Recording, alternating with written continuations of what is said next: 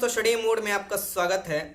आप सभी लोगों को अब तक पता चल गया होगा कि रेलवे ग्रुप डी में जो मात्र एक एग्जाम होता था सीबीटी 1, अब 2 एग्जाम कंडक्ट कराया जाएगा। मीन्स की सीबीटी 1 तो देना ही पड़ेगा, उसके साथ आपको सीबीटी 2 भी देना पड़ेगा। सीबीटी 1 में 15 गुना लड़के सेलेक्ट किए जाएंगे सीट के अकॉर्डिंग और उनको सीबीटी 2 देना पड़ेगा। और उसके बाद फिजिकल के लिए लड़के बुलाए जाएंगे और जितने लड़के बुलाए जाएंगे उतना ही लड़कों को डॉक्यूमेंट वेरिफिकेशन भी कराया जाएगा। ये नोटिफिकेशन आप अलग अलग आरआरबी के ऑफिशियल वेबसाइट से भी आप डाउनलोड कर पढ़ सकते हैं। मेरी टेलीग्राम लिंक नीचे मिलेगा, वहां से भी आप पढ़ सकते हैं। देखिए आखिर ऐसा क्यों किया गया, इसके पर आपको देखिएगा, इसके पहले ऐसा आपको जो एग्जाम होता था वो कभी नहीं ऐसा हुआ था। अभी ही ऐसा क्यों किया गया, तो इसके पीछे जो है ये सरकार का बहुत बड़ा साजिश है। सरकार के साथ साथ बोल सकते हैं जो उच्च अधिकारी है उनका भी साजिश है कि जो वो एनटीपीसी का रिजल्ट दिए और जब 20 गुना रिजल्ट नहीं दिए, सीट के अकॉर्डिंग 20 गुना, मैं कह रहा हूँ एक ही स्टूडेंट का बार बार रिजल्ट देकर 20 गुना नहीं, तो उनको कहीं ना कहीं ये बात लग चुका है और कहीं ना कहीं अनुभव होने लगा है कि जो अभ्यर्थी सीबीटी 2 में बैठने वाला है, कहने का मतलब जो एनटीपीसी के सीबीटी 2 देगा वो अभ्यर्थी ग्रुप डी भी देने वाला है। ऐसे मैक्सिमम मैं अभ्यर्थी को जानता हूं जो कि ग्रुप डी भी एग्जाम देने वाले हैं, क्योंकि वो सीबीटी आपको एनटीपीसी एग्जाम है सीबीटी 2 ही देकर नहीं बैठने वाले हैं। जब जिसका एग्जाम होगा वो देगा ही देगा। आप खुद से सोच लीजिए कि सीबीटी 2 जो आपको इसमें होगा एनटीपीसी में, जो अभ्यर्थी सीबीटी 2 के लिए बैठेंगे, तो ऐसा तो है नहीं कि वो तैयारी नहीं कर बैठे। लगभग 3 लाख ऐसे अभ्यर्थी हैं जो पास किए गए हैं, लगभग के मैं आपको बराबर बता रहा हूं, कुछ ऊपर नीचे हो सकता है सीबीटी 2 के लिए एनटीपीसी में। अब वही अभ्यर्थी जब ग्रुप डी में बैठेंगे तो आप खुद सोच लीजिए कि कम से कम उसमें से मान लीजिए जो ग्रुप डी का जितना सीट है जो पहले लिया जाता था 1.05 गुना आपको लिया जाता था फिजिकल के लिए ग्रुप डी में। अब समझिए कि उसमें से जो सीबीटी 2 वाले स्टूडेंट है 3 लाख में से अगर 2 लाख भी बैठ जाते हैं ग्रुप डी में और उसमें से 50,000 भी स्टूडेंट दे देते हैं रिजल्ट, तो आप समझ सकते हैं कि 1,04,000 के करीब जो सीट था, मान लीजिए 1 लाख हम रफली मांग कर चल रहे हैं, तो 1 लाख में तो रफली आपको आ जा रहे हैं ये आपको जो एनटीपीसी वाले स्टूडेंट है। अब खुद सोचिए कि उसमें से मैक्सिमम स्टूडेंट का जो एनटीपीसी में अगर रिजल्ट हो गया तो वो ग्रुप डी के क्यों जॉब लेगा। ऐसे दिखिएगा तो बहुत से फर्स्ट स्टेज में ही ग्रुप डी का बहुत से सीट खाली पड़ जाएगा। और यही जो खाली पड़ने वाला जो सीट था ये कहीं ना कहीं दिमाग में उन लोगों को जाकर बैठ गया। और जो एग्जाम अभी कंडक्ट कराना है इस पर तो काफी दबाव बनाया गया, अलग अलग टीचर के माध्यम से, अलग अलग आप लोग के माध्यम से बनाया गया ये दबाव। तब जाकर बोला गया कि 23 फरवरी से एग्जाम लिया जाएगा और कहीं ना कहीं एनटीपीसी का भी एग्जाम उससे पहले है, 15 फरवरी से आपको एनटीपीसी सीबीटी का एग्जाम है। तो ये सरकार अपने ही जो भी नोटिस निकाला उसी के चक्कर में फंस गया और उसी को सही करने के लिए ये आपको सिलेबस जो है सीबीटी 2 इंट्रोड्यूस किया गया है।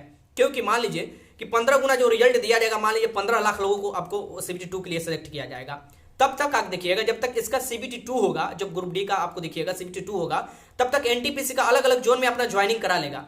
तो जो एनटीपीसी में ज्वाइनिंग कर लेंगे वो तो है नहीं कि अपना ऊपर वाला लेवल छोड़कर नीचे वाला आएंगे। किसी का ऐसा तो शौक नहीं होता है कि आपको ऊपर वाला लेवल छोड़कर नीचे वाला में जॉब करने आए, तो वो लड़के चले जाएंगे और जो बाकी लड़के होंगे उनका आपको सीबीटी 2 में बुलाया जाएगा। जो जितना लड़के होंगे वो एग्जाम देने आएंगे। ऐसे देखिएगा बहुत से लड़के सीबीटी 2 एग्जाम छोड़ देंगे और कहीं ना कहीं सरकार यही चाहता था कि ये लड़कों सबको ना पता चल जाए, ये कम से कम टीचर को नहीं पता चल जाए, क्योंकि बाद में शुरू में ही उस पर दबाव बनने लगेगा। और ये जो नोटिस निकाला गया है ना, इस पर बहुत बड़ा आप लोगों को दबाव बनाना पड़ेगा। क्योंकि देखिए अगर ये एनटीपीसी में 7 लाख स्टूडेंट को पास किया जाता, अगर यही मान लीजिए, और वो 7 लाख स्टूडेंट में से मात्र आपको कितना 35,000 का ही रिजल्ट होता, तो उसमें से भी बहुत से स्टूडेंट ग्रुप डी के निकालते, तो जेन्युइन स्टूडेंट निकालते हैं। वैसे भी आप देखिएगा कि जो 35,000 जाते 7 लाख में से 35,000 अगर मान लीजिए फाइनल ज्वाइनिंग होता तो उसमें से आपको कहीं ज्यादा नहीं लग रहा है। लेकिन आप खुद ही सोचिए कि जहां से 2.5 से 3 लाख दिए हुए हैं उसमें से 35,000 जाएंगे और बाकी स्टूडेंट ग्रुप डी का भी एग्जाम देंगे, उसमें से 35,000 भी मान लीजिए 35,000 20,000 भी मान लीजिए छोड़ रहे हैं। जहां 1 लाख रिजल्ट देना था वहां पर आपको 1 लाख रिजल्ट दिए, उसमें से 20,000 तो फिजिकल देने के लिए ही नहीं आए क्योंकि उनका एनटीपीसी में एग्जाम हो गया।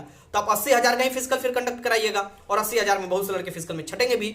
मान लीजिए आप 3 गुना रिजल्ट दिए, तब पर भी बहुत से सीट क्या होगा ग्रुप डी के खाली रह जाता। और ये कहीं ना कहीं जो अभी आंदोलन जो बार बार स्टार्ट हो रहा है, जो कि पटना के आप देखिएगा, पटना आपको जो अभी टर्मिनल पर जाके देखिएगा, राजेंद्र नगर टर्मिनल पर काफी अभ्यर्थी अड़े हुए थे और अड़े भी हैं कि हमारा रिजल्ट चाहिए, एनटीपीसी में कैसे भी 7 लाख रिजल्ट दीजिए। क्योंकि आप ये कभी नहीं नोटिस के माध्यम से बताना चाहिए कि हम ये वाला फॉर्मूला लागू करेंगे कि एक स्टूडेंट का 4 रिजल्ट देंगे।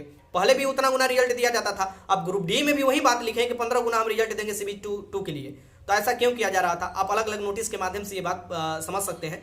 मैं आपको बहुत साधारण भाषा में ये समझाने की कोशिश कर रहा हूं कि जो ओवरलैपिंग हो रहा था ना स्टूडेंट का, कि एनटीपीसी वाले स्टूडेंट भी जाकर ग्रुप डी में बैठेंगे, फिर बाद में जाकर वो एनटीपीसी का अपना जॉब ज्वाइन कर लेंगे ग्रुप डी निकलने के बाद भी, अगर मात्र एक सीबीटी होता है ग्रुप डी में तो कहीं ना कहीं इसमें रेलवे का थूथू होगा। रेलवे पर ये बार बार उठाया जाएगा सवाल और कहीं कहीं ये चुनाव में भी मुद्दा बनेगा कि जानबूझकर ऐसा गेम खेला जाता है। और मैंने पहले भी आपको बताया था कि ये सीट बचाने का एक तरीका है। अब खुद बताइए कि सीबीटी 2 देना पड़ेगा ग्रुप डी के लिए मतलब इतना बड़ा जॉब है कि उसके लिए आपको ग्रुप डी के लिए आपको सीबीटी 2 भी देना पड़ेगा, वो भी कौन सा, तो 120 क्वेश्चन वाला। वो भी क्यों, तो इसे डिले करना है, इसे 2024 तक ले जाना है, 2023 नहीं 2024 तक, हो सके तो 2025 तक भी जा सकता है।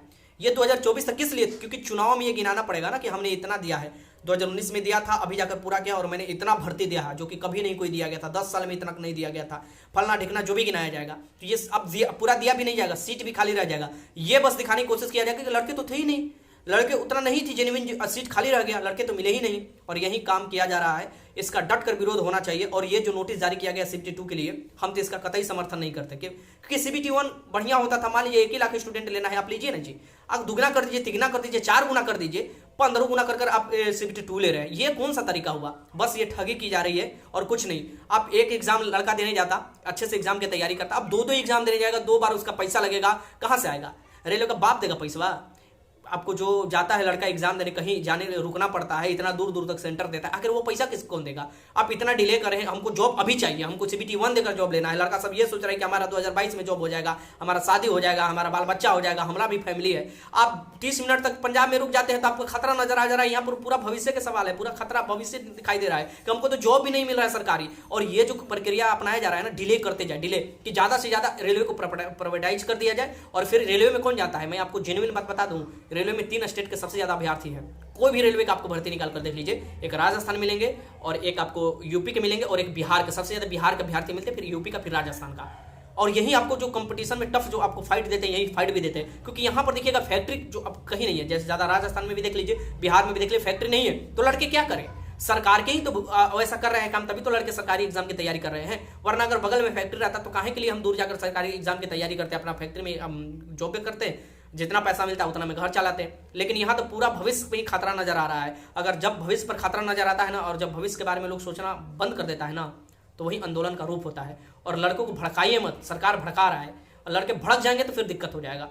तो मैं कह रहा हूं कि इसका विरोध होना चाहिए, डट के विरोध होना चाहिए, सभी शिक्षक को आकर विरोध करना चाहिए। और मैं तो पहले नंबर विरोध कर रहा हूं, ठीक, मैं हरदम विरोध किया हूं। ऐसे जो नोटिस आया है लड़कों को परेशान करने के लिए, मैं ऑलवेज विरोध किया हूं और आप लोगों के सपोर्ट में हूं, ठीक। और ये जो एनटीपीसी वाला जो गंदा हरकत किया गया है ना, उसे ये इसमें जो लागू करने के सोचा जा रहा है, वही फॉर्मूला जो लागू करने के लिए किया जाए नॉर्मलाइजेशन का, जहां 25-25 नंबर तक बढ़ा हुआ है, तो इसमें कोई ईमानदारी नजर नहीं आ रहा है। ये सभी एग्जाम आप लक के ऊपर है, लक है तो आप पास हो गए, नहीं है तो नहीं, मेहनत गए भाड़ में। आपका 42 है, आपका 85 नंबर हो जाएगा अगर आपका लक होगा तो, आपका 85 है, आपका 42 नंबर हो जाएगा अगर बैड लक होगा तो। इसका एकदम कतई विरोध होना चाहिए। बाकी आप सब भी लिख सकते हैं, ये बस डिले करने का टैक्टिक है, 2024 तक ले जाने का टैक्टिक है, और इसके लिए भी ट्विटर कैंपेन किया जाएगा और इनको नोटिस वापस लेना पड़ेगा। जब ये कहते हैं कि हम भर्ती के बीच में नहीं बदलाव कर सकते थे, तो भर्ती के बीच में ही बदलाव कर दिए। एनटीपीसी के लिए आप क्यों नहीं रिजल्ट जारी कर देते, 7 लाख रिजल्ट जारी कीजिए, हम देंगे सीबीटी 2, देगा अभ्यर्थी सीबीटी 2 ग्रुप डी का भी। लेकिन जब आप एनटीपीसी के लिए नहीं जारी कीजिएगा तो इसका भी विरोध होगा, और अगर रोड पर उतरना होगा तो रोड पर उतर कर भी अभ्यर्थी विरोध करेगा, टीचर भी विरोध करेंगे, ठीक। बाकी मुझे यही कहना था। ये सब एक समझिए कि लॉलीपॉप है, और लॉलीपॉप के दिखाकर बस डिले किया जा रहा है। और अगर वीडियो अच्छा लगा तो लाइक कीजिए, अपना कमेंट आप लिख सकते हैं वीडियो में नीचे, ठीक, कमेंट बॉक्स में। वीडियो देखने का आपको बहुत बहुत धन्यवाद।